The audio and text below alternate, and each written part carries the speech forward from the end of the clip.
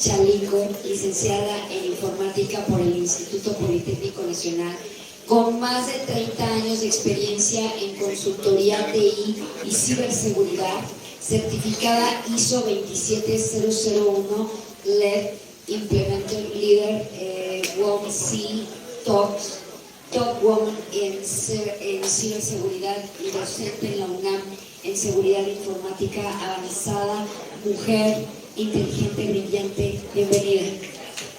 Muchas gracias. Gracias, buenas tardes. Vamos a esperar un poquito. Ahí está. Gracias. La que sigue, por favor. Bueno, tomando el escenario que nos dejó Iván, un poco, pues no sé si decir que futurista y un poco que se va hacia la destrucción. Si quieres te voy diciendo, ¿sí? Quiero empezar con esta frase. No es la especie más fuerte que sobrevive, ni la más inteligente, sino los que nos adaptamos mejor al cambio. Y eso lo dijo hace muchísimos años Charles Darwin. Y les presento esta imagen que seguramente, viendo el auditorio que tenemos aquí, muchos de ustedes ni siquiera habían nacido, pero hace 40 años, en la Ciudad de México y en algunas otras partes de la República, pues tuvimos este terremoto. Y esta imagen es la del Hotel Regis, como estaba ese día después de las 7:19. Y esta imagen que está aquí junto es como está ahora. Y quiero relacionar las dos partes diciendo que al final, a pesar de todas nuestras, pues podemos decir, vulnerabilidades como sociedad mexicana y como país, pues estamos acá, ¿no? 40 años después han pasado muchísimas cosas. Y ahora quisiera relacionarlo con el tema de la ciberseguridad y algo de lo que estaba terminando de decir Iván, ¿no? Es decir, todo el tiempo la vulnerabilidad y las debilidades persisten, y lo que decían al principio en la primera plática, no es cuándo va a suceder, no es que no nos vaya a suceder algo, sino más bien es cuándo, ¿no? Y como en este ejemplo, pues nosotros sabemos que vivimos en un país donde la vulnerabilidad y el hecho es que va a haber otro terremoto, eso es inevitable. Lo que no sabemos es cuándo, y lo que podemos hacer pues son dos cosas: o prevenirnos, y una vez que suceda, porque igual va a suceder, ¿qué vamos a hacer después de que suceda? Entonces, de eso les quiero platicar un poco. Vamos a la que sigue. Entonces, en la ciberseguridad, y creo que ya lo dijeron los ponentes anteriores, pues la realidad es que otro día y otra brecha, no quiero ponerme mucho detalle en ese tema. Las empresas pues tienen presupuestos millonarios, las que pueden, invertidos en temas de ciberseguridad, para proteger todo lo que se llama como todo el perímetro. Y platicábamos más temprano de las capas del modelo OSI y de la famosa capa 8, que a veces la capa 8 se le achaca todo el problema, o sea, a nosotros, pero tenemos muchas capas donde hay muchísimas vulnerabilidades. Las empresas y los gobiernos pues se paralizan. Y aquí ya hablaron un poco de cómo estamos en México, cuántos intentos hay de ciberataques al año, y en América Latina cómo estamos, ¿no? Y ustedes saben que después de Brasil, pues nosotros somos los que seguimos, que estamos en esa honrosa o deshonrosa lista, pero así va a ser y así va a seguir siendo. Y en la que sigue, por favor. Ustedes se nos fue el... Ok, lo que quería decir entonces es que nuestra estrategia, pues nos debemos de centrar en construir muros impenetrables, en darle más potencia al firewall, en darle más potencia al EDR, al antivirus, a las herramientas, o nos debemos de más bien concentrar en aprender a caer y levantarnos más rápido, ¿no? Cuando uno va llegando a cierta edad, resulta que ahora hay cursos para los viejitos, porque pues ahora duramos muchísimos más años, y el curso es, bueno, pues al final tu cuerpo te va a empezar a fallar, las articulaciones, el equilibrio, y ahora a las personas de la tercera edad se les enseña cómo caer. Ya no es evitar caer, porque eso te va a suceder, te vas a tropezar y te vas a caer. Y el problema que hay con las personas en la tercera edad es que tus huesos empiezan a hacerse frágiles Y si no sabes caer, sobre todo te fracturas la cadera, es muy probable que de ahí en adelante haya una degeneración y ya no sane el hueso, y entonces la gente se empieza a quedar en la cama o en la silla, y mucha gente después de eso fallece muy rápido. Entonces el enfoque es, bueno, como ahora vivimos más años, no nos quedamos en los 70, sino vamos hacia los... hay gente que tiene 80 años, 90 años, etcétera, pues hay que aprender a caer, y sobre todo, ya que te aprendiste a caer, ¿cómo te levantas, no? Hay inclusive técnicas para levantarlos, ¿no? Ya los que tengan, como les decía yo, más de 40, saben que no te puedes levantar de la cama como cuando tenías 20, tienes que hacerte del ladito, levantarte, etc. Y en el tema de ciberseguridad estamos en eso.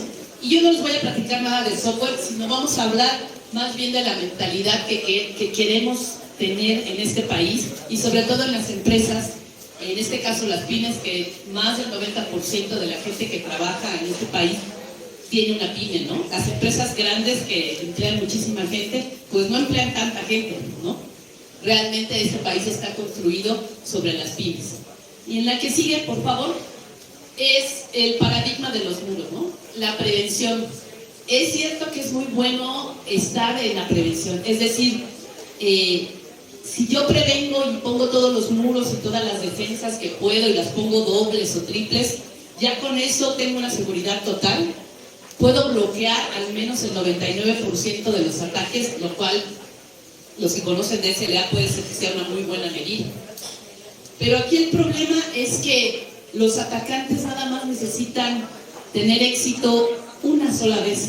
Con una sola vez que entran al perímetro, no importa todas las otras 99 veces que defendimos el perímetro. Una sola vez es suficiente para que el atacante tenga éxito. Y entonces es que estamos ante la ley de ventaja del atacante, ¿no? Si yo tengo, como les decía, los 100 puntos de defensa, y en uno, solamente en uno, el atacante puede entrar, entonces, pues ya estoy en problemas. Pero mientras yo tuve que poner la prevención para esos 100 puntos de ataque. Y es algo muy, muy, muy complicado para todos en este país, sobre todo para las pymes, porque las pymes pues no tienen un presupuesto enorme para invertir en tecnología, en gente que esté capacitada, e inclusive nada más para concientizar a los colaboradores que tienen, ¿no? Ni nosotros. Y a pesar de que nosotros hemos trabajado, escuchaba aquí a los chicos que vienen de diferentes estados de la República y que ya tienen licenciaturas en diferentes cosas, en forense, digital, hay ya carreras de ingeniería artificial, hay carreras de diferentes cosas de ciberseguridad, hay maestrías, hay todo. A pesar de eso, nuestra falta de profesionales en la materia sigue siendo muy grande. Entonces, ¿qué podemos hacer? Es decir, Iván nos dejó, y los conferencistas anteriores nos dejaron una sensación de que estamos como que nos falta. ¿Qué podemos hacer? Pues podemos hacer todavía mucho. Vamos a la que sigue, por favor. La realidad es que, ya les decía yo, la brecha, pues esa brecha es inevitable. Y cuando nosotros estamos en ciberseguridad, y ya lo decía el primer orador, la ciberresiliencia es algo que tenemos que adoptar, porque debemos de aceptar esa verdad. Hace 40 años, cuando hubo el terremoto, y bueno, aquí me voy a ventanear, yo estaba ese día, iba para trabajar, estaba en mi primer trabajo, y el terremoto me tocó en el metro. Y lo que yo les puedo decir es que creo que el metro fue uno de los lugares más seguros para estar en el terremoto. Nos sacaron de la estación y pues tuvimos que caminar. Y yo trabajaba en el Monumento a la Revolución en un ladito, ahí donde todo se cayó. Entonces tuve la genial idea de caminar de el Zócalo hacia el Monumento a la Revolución y irme por la Alameda. Y esa escena que les acabo de mostrar es una escena que yo vi en vivo. Y lo que les puedo decir es que todos los que salimos ese día, pues no sabíamos qué teníamos que hacer. Estábamos acostumbrados al terremoto, digo, a los temblores, pero no a un terremoto ni a lo que vimos. Entonces, yo lo que les puedo decir es que en ese momento, pues no teníamos prevención, pero tampoco teníamos resiliencia, ¿no? Todos actuamos como por instinto después de lo que sucedió. Y bueno, para no hacer muy larga la historia, lo que yo les puedo decir es que lo que pasó después, cada que hay un 19 de septiembre, y ahorita que se cumplieron 40 años este año, a mí me da mucho gusto ver cómo cambiamos esa cultura de no tener nada de prevención a tenerla, pero también a tener resiliencia, ¿no? Ahora que volvió a temblar en 2017 y de todos modos tuvimos algunos problemas, la gente sabía qué tenía que hacer y qué no tenía que hacer. Y además, rápido, ¿no? En aquel momento, hace 40 años, digo, ustedes saben la historia, el gobierno se quedó paralizado, primero no quisieron aceptar ayuda internacional, después mandaron al ejército y no dejaban que nadie ayudara, y entonces se perdieron días preciosos para poder rescatar gente. Y en este último de 2017 creo que la situación estuvo mucho más controlada, desafortunadamente se perdieron vidas, pero mucho menos por muchas cosas, pero todos sabemos qué tenemos que hacer. Hay mucha gente que se sigue, digamos que estresando o espantando cuando le toca un terremoto o un temblor, pero creo que todos sabemos lo que tenemos que hacer. Y en este caso, en la ciberresiliencia, cuando la brecha es inevitable, la pregunta es, no si nos van a atacar, ya decíamos, sino qué tan rápido y cuándo podemos volver a operar. Y ahí quiero platicarles del caso de Maersk, que es una naviera internacional y que en 2017 tuvo un ataque muy fuerte. Y lo impresionante, evidentemente perdió dinero, se paralizaron los barcos, etcétera, etcétera, pero lo impresionante no fue eso, sino la recuperación de Maersk. La que sigue, por favor. Y quiero enseñarles lo que pasó. A veces lo que sucedía era que nos habían dicho que la recuperación a veces era manual, pero en el caso de esta naviera no fue así, ¿no? Y está catalogado, ellos tuvieron el ataque de NotPetya en 2017 y está catalogado como la recuperación más rápida dentro de la industria. ¿Por qué? Porque ellos tuvieron en 10 días, reinstalaron 4,000 servidores, configuraron 45,000 PCs, 2,500 aplicaciones las levantaron de regreso y hicieron esta recuperación en un esfuerzo de 24/7, ¿no? Algo que normalmente les hubiera tomado 6 meses, lo hicieron en 10 días. Luego, en 48 horas, hicieron esto, ¿no? Regresaron de 6 a 12 días, regresaron a la normalidad en el puerto y en la logística. Si alguno de ustedes conoce un puerto, aquí Veracruz o cualquiera de los puertos que hay aquí en México, esas operaciones de puerto realmente son pues muy complicadas. Y los que hayan tenido oportunidad de viajar o ver por la tele, para no presumirles, como nos decía una maestra cuando íbamos a la vocacional, y entonces decía, los que admiro a Israel no me dejarán mentir, y todos así, no, pero si ustedes han visto, por ejemplo, el puerto en Singapur o en China, todos esos puertos que tienen, como todo está automático, cuántos contenedores se mueven, y han logrado ver de qué tamaño es un barco de esos que transportan mercancías, pues imagínense toda la complejidad. Entonces ellos llegaron en 12 días a la normalidad logística en los puertos. Y el factor crítico fue que tenían en Ghana un backup. Y entonces, bueno, los que hicieron el ataque, pues yo creo que no vieron nunca el backup que estaba en Ghana. Y gracias a ese backup, ellos se pudieron recuperar de regreso. Entonces, aquí están los costos, digo, pues evidentemente de 250 a 300 millones, todos estos costos que se hicieron. Y al final, evidentemente, los demandaron por quejas y todo, pero se recuperaron. Y entonces siguen operando y evidentemente están más fuertes. Y son un ejemplo del tema de la ciberresiliencia. Y ahí hay 3 fases, que yo creo que son las fases que nosotros deberíamos de aplicar en esta parte de las pymes, en el país y en todos lados. Es decir, es súper bueno prevenir, pero es mejor saber que si me voy a caer, porque si va a haber un terremoto, ¿qué voy a hacer después? ¿Qué es lo que nos han dicho en prevención? En la parte que todos sabemos, ¿no? Que tienes tu mochila de emergencia, que tengas tu código, que si no hay comunicación, en este caso, si no hay celular, pues no se acaba la vida. En 85 no tuvimos teléfono y no teníamos celular. Y por instinto, ¿qué hicimos todos los que no estábamos en nuestra casa y que estuvimos afuera? Pues regresar a casa. Algunos nos tomó, a mí me tomó, yo regresé a casa hasta las 2 de la tarde. Imagínense la angustia de los que estaban en la casa y no sabían qué pasó con los que no estábamos. Pero ese era el instinto, ¿no? Regresar a tu casa. Y ahora esos planes de resiliencia en el tema de ciberseguridad, es decir, la parte más importante, ahí están las 3 etapas: detectar, contener y recuperar. Lo más importante es cómo puedo recuperar a la operación normal utilizando las copias de seguridad que deben estar aisladas, como esas que estaba en Ghana, y que además debo de probar que puedo regresar. Muchos compañías de México lo único que tienen es ese DRP, pero está en papel, lo han probado una vez en su vida y no ha funcionado. Según hacen sus respaldos, pero a la hora de recuperar el respaldo no viene, está dañado. O lo que hacen muchos clientes, oye, se acabó el servidor, se dañó, ok, recuperemos la copia que tienes de tus aplicaciones. ¿Dónde estabas? Pues en el mismo servidor. Ok, entonces en algún sitio alterno, o lo tienes en la nube, o hay que hacer estas 3 copias, ¿no? La ley esa de de 3 lugares donde tener las copias.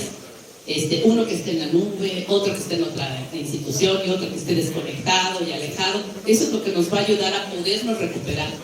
¿Y cuál es lo más importante? Determinar cuál es mi operación crítica. ¿Qué es lo que sí tengo que recuperar? ¿Puedo vivir sin hacer las pólizas de contabilidad? Sí.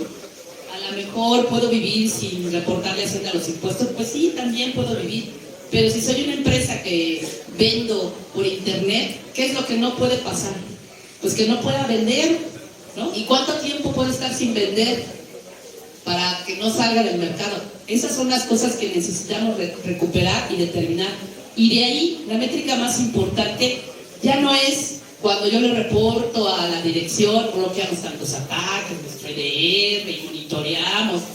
Lo que necesito saber es el MTTR, que es el tiempo para recuperar, ¿no? Es el acrónimo para decir cuánto tiempo me tarda en recuperar la operación crítica. Entonces, si nos caemos, ¿cuánto tiempo tardas en levantarte? ¿Horas, días, semanas? ¿Cuánto tiempo puede aguantar el negocio sin estar operando? Típico que es quincena y algunos bancos, no menciono los nombres, se nos caen las aplicaciones. Y entonces, ¿cuánto tiempo puede estar el banco sin eso? Pues hay bancos que se han aventado el fin de semana, ¿no? Y aquí a nosotros los usuarios nos han dejado sin dinero. Una vez, de muchas de las cosas que han sucedido con los bancos, me acuerdo que, aquí se va a decir el nombre, que fue Banamex, quincena, viernes, no había nada. Y entonces lo único que hicieron más o menos, dentro de su plan de recuperación, fue regresar a como cuando yo iba al principio al banco, que teníamos que ir físicamente, y nos llenaban una boletita, y la operación se quedaba escrita, y pues hasta que cerraban las operaciones y mandaban el batch, pues se reflejaban los saldos, ¿no? Entonces me acuerdo que hicieron eso y que abrieron las sucursales y en lugar de cerrar a las 4, creo que cerraron a las 7. Y entonces te decían, pues si tienes tu tarjeta y una identificación, puedes venir a la sucursal y sacar dinero. Y eso tuvimos que hacer, porque creo que se aventaron todo ese fin de semana. Pero bueno, el banco, ¿cuánto tiempo puede permanecir así, no?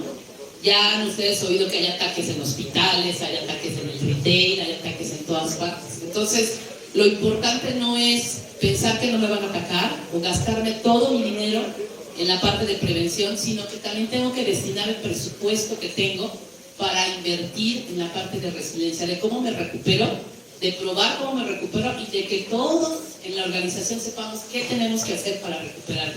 Si tenemos que hablar a la autoridad, si tenemos que comunicarme con nuestros clientes, qué les tengo que decir a mis colaboradores para que no se pongan todos nerviosos. Y la que sigue, por favor. Entonces, pues ¿cómo vamos en México? Ya platicaron cómo estamos, que históricamente lo que hacemos es reaccionar, que tenemos al sector financiero, que es la parte de la infraestructura crítica, junto con la parte de energía, Pemex, CFE, etcétera. Pues si no tenemos luz, no tenemos internet, si no tenemos internet, pues no podemos hacer casi nada ahora. Entonces es muy importante que estas infraestructuras críticas estén protegidas y aunque sean atacadas, como van a seguir siendo atacadas todo el tiempo, que se puedan levantar rápido, ¿no? Entonces, lo que estamos aprendiendo en vivo y a base de ataques es que, bueno, la inversión tiene que cambiar en el porcentaje que se dedica a prevenir, a estar listos para algo que va a suceder y que va a seguir sucediendo y cada vez más rápido. Es decir, el camino, en lugar de estar mejor pavimentado, se va a poner peor, va a estar más lleno de ellos y va a ser más seguro que cada rato se me esté ponchando la llanta. Entonces tengo que pensar cómo voy a cambiar llantas más rápido o cómo generar llantas que aguanten más para poder seguir avanzando en el camino. La que sigue, por favor. Entonces, el nuevo enfoque, ¿hago el muro más alto o tengo resiliencia? Y yo creo que el enfoque no es una cosa o la otra, sino es las dos cosas. Tengo que hacer el muro más fuerte pero también tengo que saber que si entra una bala de cañón, una bazooka y abre un hoyo por el muro, tengo que saber cómo tapar el hoyo más rápido. Es decir, el presupuesto que normalmente es 90% para prevenir y 10% para la respuesta, porque estoy pensando que con toda la protección de los 100 puntos nadie se va a meter, pero ya vimos al principio que con una sola oportunidad que tenga el atacante de entrar, pues tengo que responder. Entonces, lo que proponemos es que haya un 60% de prevención y un 40% de detección y recuperación. Y invertir en este monitoreo constante, el famoso SOC. Y muchos clientes luego nos dicen, oigan, es que pues no tengo dinero para un SOC, pero pues ahora ya afortunadamente hay ese SOC as a service, entonces lo puedo rentar y de ahí me pueden estar ayudando. Probar los planes de recuperación que ya habíamos platicado y lo mejor, pues entrenar al equipo, que todos sepamos qué tenemos que hacer cuando hay un ataque. Ya no basta con la concientización o con correr los ejercicios de phishing a los colaboradores y que reporten el phishing, sino, y si sí es phishing, y si sí nos atacaron, ¿qué tenemos que hacer? Si ya vimos que mi máquina está afectada y todo, ¿qué es lo que tengo que hacer? ¿A quién tengo que ir? ¿Qué tengo que reportar? ¿Cómo lo hago más rápido? Eso es lo que tenemos que hacer para adelante, ¿no? Y pues bueno, al final, en la que sigue, sí. Pues la seguridad o la ciberseguridad, pues no es un destino donde algún momento voy a llegar a hacer incidentes. Eso no va a suceder, ¿no? Más bien es como todo en la vida, pues es un camino que va a haber caídas, va a haber tiempos buenos, va a haber tiempos malos, va a haber tiempos más malos, y tengo que saber cómo levantarme. Entonces la ciberresiliencia, y ya no platicamos de la definición, pero la definición es de la ciberresiliencia es que me tengo que adaptar al nuevo estado después de un ataque. Es decir, ya no es lo mismo. Una vez que se atacó a Mars, esta empresa naviera, pues no quedaron igual. O sea, no quedó todo igual, es decir, igual que cuando tú te caes o te fracturas. O sea, tu cuerpo no queda igual, te queda una cicatriz. Y te tienes que adaptar a ese nuevo estado de tu cuerpo, si te quedaste lastimado, y tienes que seguir adelante. Lo mismo para la ciberresiliencia. Hay que construir fortaleza en la recuperación. Mientras yo tenga mejor fortaleza para recuperarme de un ataque, esa va a ser una garantía para que mi negocio sobreviva. Al final, lo que hacemos en ciberseguridad es proteger al negocio para que el negocio siga avanzando. Independientemente de que nos guste la parte técnica, eso es lo que queremos hacer. Entonces, cuando regresen a su empresa o a donde ustedes estén trabajando y vayan con la gente de ciberseguridad o de tecnología, la pregunta obligada es, si mañana nos caemos o si tenemos un ataque fuerte, ¿cuánto vamos a tardar en levantarnos? ¿No?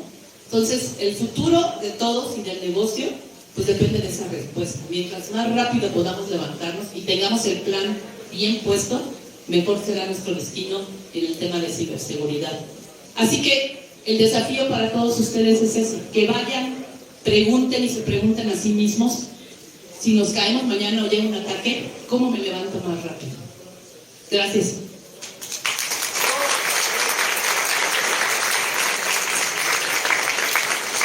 Bueno, pues efectivamente, esto es una cátedra, mi querida amiga, y muchísimas gracias. Y antes de irnos a comer, o sea, faltan 2 conferencias.